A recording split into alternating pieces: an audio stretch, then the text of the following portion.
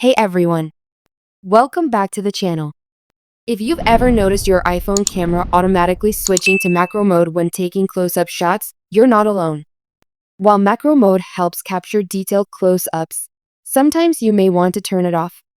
In this video, I'll show you exactly how to disable macro mode on the iPhone 16 with a simple step-by-step guide. Let's get started.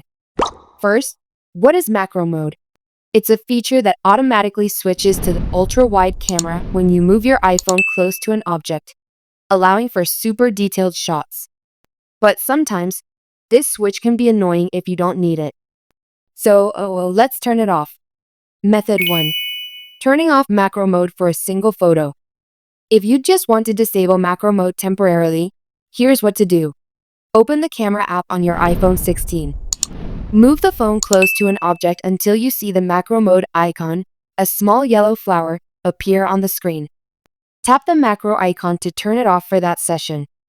Now, your iPhone won't switch to macro mode automatically for that photo. Method 2. Permanently disabling macro mode. If you want to turn off macro mode permanently, follow these simple steps. Open the Settings app on your iPhone. Scroll down and tap Camera. Find macro control and turn it off. Now, your iPhone won't automatically switch to macro mode when taking close-up shots. For example, testing macro mode after disabling. Let's test it out.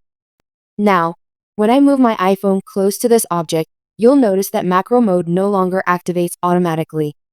This is perfect if you prefer to control your focus manually. And that's it. Now you know how to turn off macro mode on the iPhone 16. Whether temporarily or permanently. If you found this helpful, don't forget to like, subscribe, and hit the bell icon for more iPhone tips.